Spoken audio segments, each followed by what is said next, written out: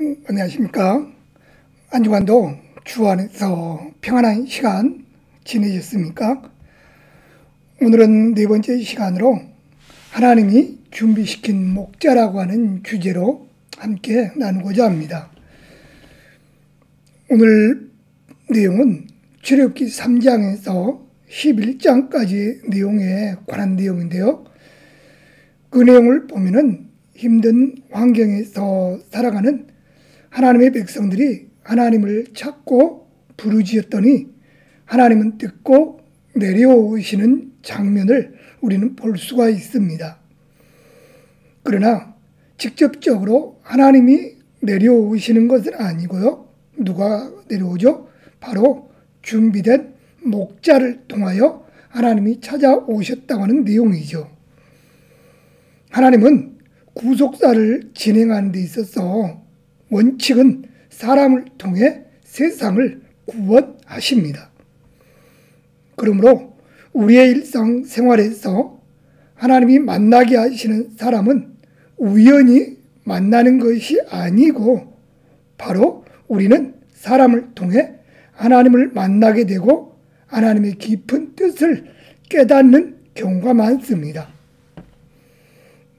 그러므로 좋은 목자와 만남은 하나님의 분명한 놀라운 축복입니다. 왜냐하면 좋은 목자를 통해서 우리는 하나님께 나아갈 수 있기 때문이죠. 그러므로 우리는 나 자신은 또 여러분 자신은 좋은 목자가 되어 만나는 사람들에게 하나님을 보여주는 사람들이 되어야 할 것입니다. 여러분, 목자는 쉽게 만들어지지 않습니다. 또 아무나 목자로 쓰임받지도 않습니다. 오랜 시간 하나님의 계획, 하나님의 섭리 가운데 하나님이 원하시는 수준으로 준비되어져야만이 그를 통하여 하나님의 참된 목자로 쓰임받을 수가 있습니다. 모세는 80년 동안 준비되어졌습니다. 저와 영상을 시청하는 모든 분들도 하나님의 얼굴로 하나님의 대행자로 잘 준비되어지셔서 주님께서 원하시는 때에 귀하게 쓰임받는 우리 모두가 될 수 있기를 바랍니다. 그렇다면 첫 번째로 우리는 목자로 준비한 모세를 함께 볼 수 있기를 바랍니다. 모세의 부모 아브라함과 요게벳이 결혼할 때 서로가 찾았던 결혼 조건은 우리 시대의 가치관과 다릅니다. 이들은 제사장 계열인 레위 족속 가운데서 배우자를 찾지요. 요즘의 세대에서 볼 때 안목의 정욕에 끌리어 외모를 보고 외부적인 조건을 따져서 학력, 재력, 사회적 지위나 감정적 충동적인 욕망에 따르는 이 시대의 흐름과는 너무나 대조적이었습니다. 출애굽기 2장 1절의 내용을 보면요. 레위 가족 중 한 사람이 가서 레위 여자에게 장가들어라고 기록하고 있습니다. 우리가 잘 알고 있는 것처럼 레위 지파는 제사와 성막, 하나님의 거룩한 사역을 위해 성별된 지파였습니다. 더 깊이 말씀드린다면 고난의 시절을 살면서도 그들은 레위 지파의 전통을 지켜가며 사람을 찾아 결혼을 했습니다. 이 말은 단지 좋아하는 사람을 만났기 때문에 결혼을 했다는 모습보다는 레위 지파라고 하는 이 사명을 가지고 있었기에 레위 지파의 여자와 결혼을 하게 된 것입니다. 여기서 잠깐 말씀을 드린다면 결혼은 서로에게 돕는 배필이 되고 또한 제사장이 되어 하나님 앞에서나 또한 이웃들에게 가정에서 하나님을 보여주고 하나님을 잘 믿는 믿음을 서로 가르쳐주고 배워야 하는 것입니다. 모세는 이런 가정에서 태어나서 신앙 교육을 잘 받았습니다. 두 번째로요, 모세의 어머니는 모세를 양육할 때 일반 어머니들과는 달랐습니다. 그 다른 점을 이야기하라고 한다면요. 첫 번째는 이스라엘 민족의식을 모세의 부모는 심어주었다고 하는 내용이죠. 히브리서 11장 25절에 보면 이런 말씀이 있습니다. 도리어 하나님의 백성과 함께 고난받기를 잠시 죄악의 낙을 누리는 것보다 더 좋아하고 라고 하는 말씀입니다. 모세는 고난당하는 동족을 안타깝게 생각하는 마음을 가집니다. 즉 어렸을 때부터 민족에 대한 의식을 배움으로 고통 중에 있는 백성들의 아픔을 볼 줄 알았다고 하는 사실이죠.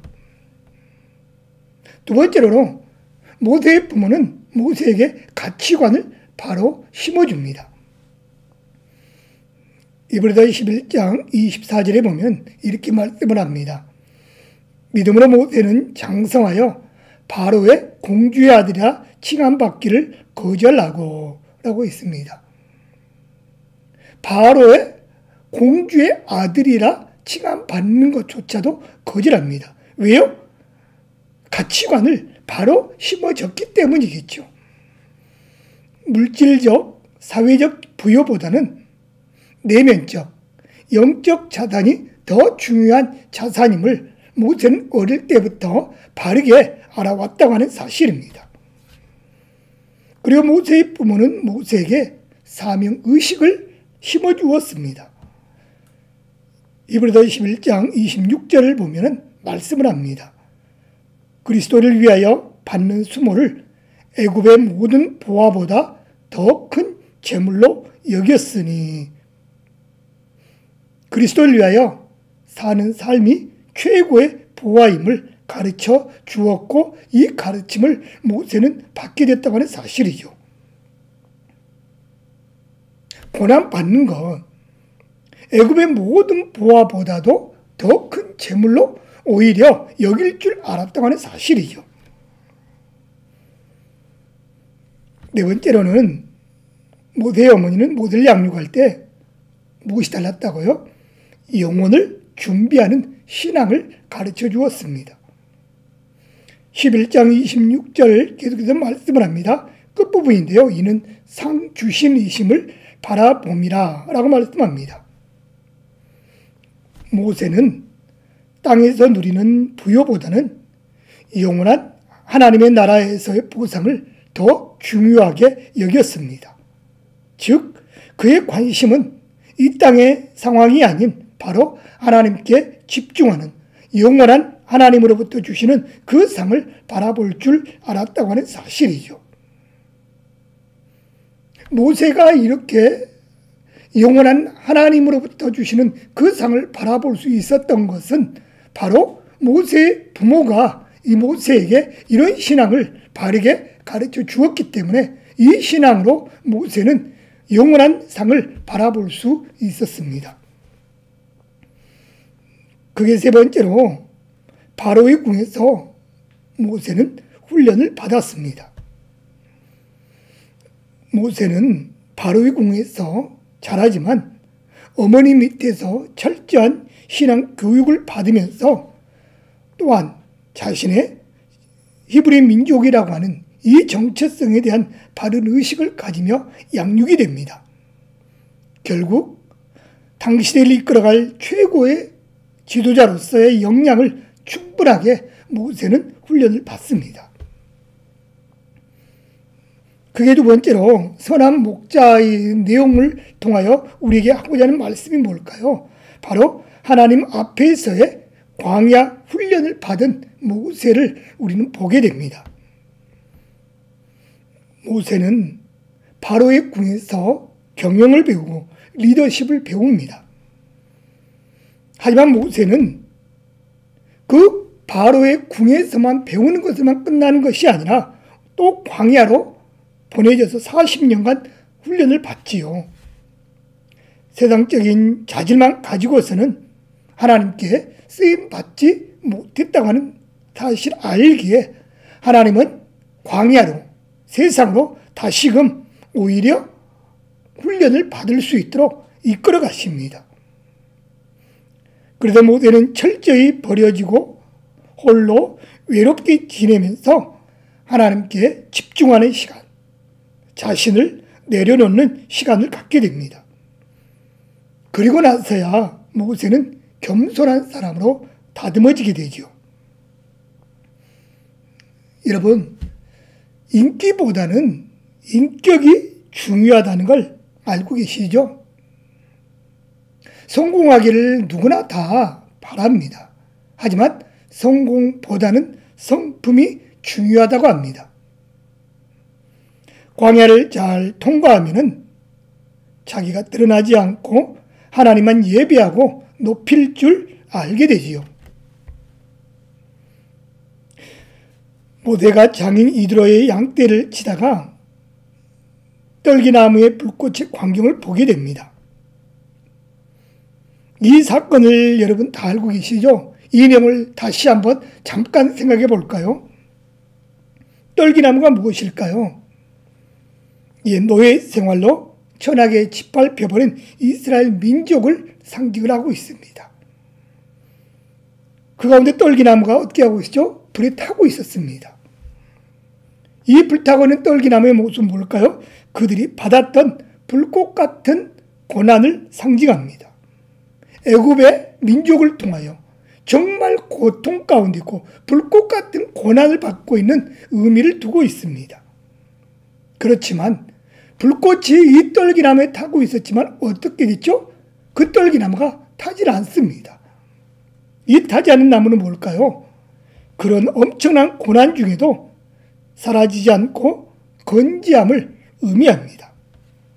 다시 말씀드리면 그 불꽃 가운데에서도 이 떨기나무가 타지 않는 것은 그 애굽에 종살이를 하면서도 그 고통 가운데 있으면서도 그 고난 중에서도 그들은 사라지지 않고 계속해서 그 민족은 건재해 가고 있음을 보여주고 있다고 하는 의미입니다. 상징이지요. 하나님이 이런 영상을 모세에게 보여준 이유가 과연 무엇이었습니까? 그것은 바로 하나님은 하나님의 백성들을 결코 버리지 않고 너희와 함께 동행하고 있었다는 사실을 그 이미지를 통하여, 그 사건을 통하여 보여주고 있었습니다. 또 하나님은 모세를 부르시고 신고 있던 신발을 벗으라고 하죠. 여기서 신발의 의미는 여러분 무엇이라고 생각하셨습니까? 그렇죠. 주권, 자유의지, 권리를 말합니다. 가지고 있는 모든 주권, 가지고 있는 자유의지, 가지고 있는 권리까지도 다 벗어버리라는 말씀이지요. 그러면 어떻게 한다고요? 하나님께서 그 모든 걸 다 책임져 주시겠다라고 하는 의미입니다. 세 번째로는 하나님을 대행하는 이제 사역은 바로 선한 목자의 모습으로 우리는 볼 수가 있습니다. 다시 말씀드리면 하나님께서 목자를 통하여 하나님의 이 일을 진행하고 있는 이 모습은 바로 하나님을 대신 사역하는 모습이죠. 바로 앞에 모세를 세울 때 하나님은 모세에게 권위를 부여해 주었습니다. 그 권위는 바로 앞에 신같이 세워주게 되죠. 모세는 바로 앞에서 신같이 하나님을 대신하여 사역을 펼치게 됩니다. 출애굽기 6장에서 6절에서 8절을 말씀합니다. 제가 봉독해 드리겠습니다. 함께 성경책을 혹시 보고 계신 분들은 말씀을 함께 보셨으면 좋겠습니다. 그러므로 이스라엘 자손에게 말하기를 나는 여호와라. 내가 애굽 사람의 무거운 짐 밑에서 너희를 빼내며 그들의 노역에서 너희를 건지며 편팔과 여러 큰 심판들로서 너희를 속량하여 너희를 내 백성으로 삼고 나는 너희의 하나님이 되리니 나는 애굽 사람의 무거운 짐 밑에서 너희를 빼낸 너희 하나님 여호와인 줄 너희가 알지라. 내가 아브라함과 이삭과 야곱에게 주기로 맹세한 땅으로 너희를 인도하고 그 땅을 너희에게 주어 기업을 삼게 하리라. 나는 여호와라 하셨다 하라. 아멘. 모세가 준비되었던 것처럼 우리도 대행자로 준비되어야 합니다. 하나님이 우리에게 맡겨주신 영혼들, 그 영혼들이 어둠의 문제 가운데 있을 때 그 영혼들을 우리는 해결해 줄 수 있어야 합니다. 그러기 위해서는 우리 안에도 모세처럼 바로를 제압할 수 있는 이런 영적 권세가 있어야 합니다. 오늘도 이 내용을 보면서 하나님의 영적 권세를 오늘도 사모하시고 그 영적 권세를 가지고 영적으로 묶여있고 영적으로 어둠 가운데는 영혼들을 하나님께로 인도할 수 있는 하나님의 귀한 성도의 삶을 우리 모두 살아갈 수 있기를 바랍니다. 두 번째로 바로는 이스라엘을 쉽게 놓아주지 않고 계속해서 모세를 설득시키고 이스라엘을 회유하려 합니다. 다시 말하면 어떻게 하든지 간에 하나님의 백성들, 이스라엘 백성들을 애굽 땅에서 나가려고 하는 것을 못 나가도록 어떻게 하든지 간에 모세를 설득시키려고 하죠. 그래서 그 이스라엘을 놓지 않으려고 합니다. 그 내용들을 잠깐 보았으면 좋겠습니다. 출애굽기 8장 25절에서 27절을 보면요, 바로는 이렇게 이야기를 하죠. 이 땅에서 하나님을 예비하라고 설득을 합니다. 그 이유는 애굽 땅에서 살다 보면 저절로 세상과 버타게 될 것이고 그리하면 하나님과 원수가 되고 하나님과 멀어질 것이라고 하는 게 바로의 계획이죠. 하지만 하나님의 자녀들은 어떻게 합니까? 야고보서 4장 4절에 보면 이렇게 이야기합니다. 그런즉 누구든지 세상과 벗이 되고자 하는 자는 스스로 하나님과 원수되는 것이라 라고 성경은 말씀합니다. 여러분, 성도는요, 나와야 구별될 수 있습니다. 거기서 벗어나야 됩니다. 죄악 가운데 벗어나야 됩니다. 그렇지 않으면 우리는 어떻게 하든지 간에 사단의 그 유혹 속에 넘어갈 수밖에 없습니다. 그러기에 그 유혹 속에 어둠 가운데 있다면 우리는 과감하게 그 자리를 벗어나야 됩니다. 애굽의 바로왕은 그 어둠 가운데 있는 그 백성들이 나가지 못하도록 계속해서 이 모세를 설득을 하고 있잖아요. 두 번째로 볼까요? 출애굽기 10장 10절에 보면 이렇게 이야기합니다. 너희 장정만 가서 여호와를 섬기라고 합니다. 왜 그랬을까요? 여자와 자녀들을 뒤에 두므로 떠나지 못하도록 만드는 거죠. 다시 말하면 여자와 자녀들을 볼모로 잡고 결국 남자들은 나갔다가 다시 돌아오도록 만들려고 하는 이 애굽의 바로왕의 계획이었습니다.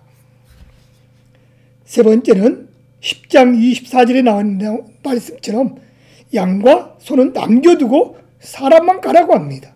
참 어처구니 없잖아요. 어떻게 하든지 간에 이스라엘 백성들이 나가는 것을 못 나가도록 수단과 방법을 가리지 않고 있습니다. 하나님께 드릴 재물 없이 빈손으로 하나님께 나가라는 것이죠. 하나님께 재물을 드리면서 나가야 되는데 그렇지 못하도록 하고 있습니다. 어떻게 보면 사단은 우리의 물질적인 부를 탐심이라는 속에 묶어버림으로 주님을 위해 사용하지 못하도록 하고 있습니다. 그러나 우리가 가진 모든 것은 여러분 다 하나님께 속한 것입니다. 내 보물이 있는 곳에 뭐가 있다고요? 내 마음도 있다고 성경은 말씀합니다. 오늘날 수많은 그리스도인들이 이 유혹에 빠져 재물 없이 사실 헌신 없이 하나님께 나옵니다. 물질로 하나님께 드림이 진정 또 우리의 믿음의 고백입니다. 물론 물질이 전부는 아니죠. 하지만 마음이 있는 곳에 뭐가 있다고요? 물질이 담겨져 있습니다. 이스라엘 백성들 보십시오. 출애굽 때 가지고 나왔던 금은 보화는요, 성막 건축할 때 자원하여 드립니다. 그러나요, 그때 헌신하지 못했던 사람들은요, 그 금으로 금송아지 우상을 만드는 일에 썼음을 기억해야 됩니다. 네 번째로 바로왕에 어떻게든 간에 모세를 설득하려고 하고 이스라엘을 보내지 않으려고 했던 내용을 보십시오. 14장 5절에서 9절에 보면요. 특별 병거 600승과 애굽의 모든 병거로 추격을 합니다. 왜 그랬을까요? 그들을 두렵게 하여 애굽을 떠난 것을 후회하게 만들려고 했던 것이죠. 여러분, 이처럼 사단은요, 위협, 강압을 동원하여 어떻게 하든지 간에 그 사탄의 유혹 속에, 그 무리 속에 떠나지 못하도록 협박하고 위협하고 유혹을 합니다. 재산상의 어려움도 있고요, 안전에 대한 위기 등을 동원하여서 결신자를 다시 돌아서게 만드는 사탄의 이런 고단수의 전략임을 우리는 알 수 있습니다. 여기까지 우리는 이 내용을 보면서 하나님은 하나님의 백성들이 고통 중에 있을 때, 부르짖고 간구했을 때 하나님은 선한 목자 모세를 통하여 이 땅에 출애굽 시대에 보내주셨습니다. 그렇지만 그 목자 되었던 모세는 그만큼 훈련을 받고 나서야 그 사명을 감당할 수 있었던 것이죠. 오늘 이 영상을 통하여 함께 또 공부하는 우리 모든 성도들도 하나님의 선한 목자들이 다 되셔서 오늘도 영적으로 어둠 가운데 있는, 또 사단의 올무 가운데, 유혹 가운데 있는 이 땅의 많은 영혼들을 위해서 우리가 선한 목자로 훈련 잘 받아서 그들을 하나님이 원하시는 곳으로 인도할 수 있는 하나님의 귀한 목자들 다 될 수 있기를 바랍니다. 이 한 주간도 선한 목자의 삶을 잘 감당하시고 다음 주간에 뵐 수 있도록 하겠습니다. 다음 주간에는 12장에 나와 있는 내용으로 유월절 사건을 통하여 함께 볼 수 있도록 하겠습니다. 감사합니다.